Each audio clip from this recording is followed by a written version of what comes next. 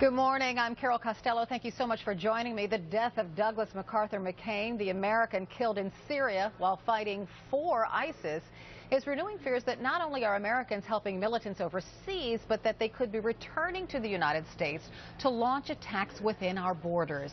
It is also sparking questions about how this brutal group ISIS could amass so much power, taking over large parts of northern Iraq, including key cities and oil fields, while the United States seem to be unaware of its rise.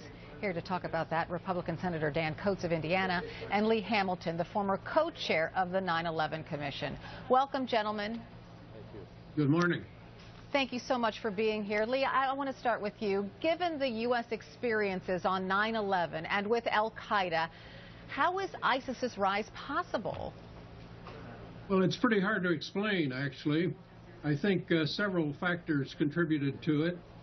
This is a region in enormous turmoil. Everywhere you look, America has problems. There is great division, sectarian, religious, ethnic divisions, warlords all over the place, enormous chaos in the region. It is not possible to cover everybody, every group, everywhere, all the time. U.S. intelligence has remarkable capabilities, but it isn't any doubt that ISIS kind of surprised us. And they have become much more of a power than we would have anticipated a few months ago. It also relates to the structure of ISIS. ISIS is a very decentralized organization. You don't have a headquarters. Until recently, we didn't even know who the leaders were. So it's not an easy intelligence target to hit. You mentioned they've taken over a vast amount of territory, and they have. But it's mostly desert. There's only been a few targets that they have succeeded at, and we need to know a lot more about them than we do now. We've been slow to get there, but I think we're getting there pretty fast to learn a lot about this dangerous group. I hope so. Senator, you say it's likely that ISIS is already within the United States. If that's true, what steps should our government be taking now? Well, first of all, I appreciate the comments of Lee Hamilton, a great friend and colleague, who's with a wealth of experience in terms of foreign policy issues, and I plan on drawing on him as we try to work through this tangled mess of things in the Middle East. And he's right. It is just overwhelming in terms of the problems and the policies that have to be enacted to give us some kind of a strategy as to how best to address this. Your direct question, however, is what do we do about those United States citizens that have ended up over there fighting for ISIS and have easy entree back to the United States?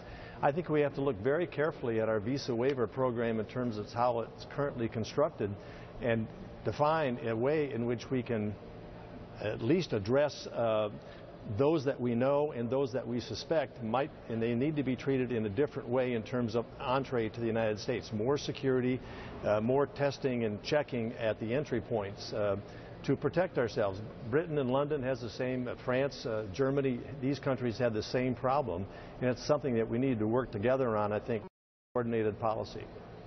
And what you're talking about, Senator, just to be clear, so if an American is traveling to Syria, for example, when they come back, they should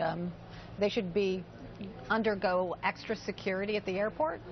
That's what I'm thinking. If we can identify those, and I think we have to be aware that ISIS threat and take it seriously, that they're bringing it to our shores. We need to be aware of that and put the protections in. Visa waiver is a way to avoid a lot of that check in security for people who come from certain countries or hold citizenship in these countries. And I don't know the exact answer to this. It expedites travel, of course, but in another way, we now face a significant threat here in the United States, and we have to find a way to separate out that examination before we allow people back into the United States that we suspect might have a connection over there with ISIS. And Lee, many analysts say that the United States underestimated the threat of ISIS. Why do you suppose that happened? We know that the United States perhaps underestimated the strength of al-Qaeda because, you know, the CIA didn't share information with our branches of government. Is the same sort of thing happening now with ISIS? These are very difficult intelligence targets.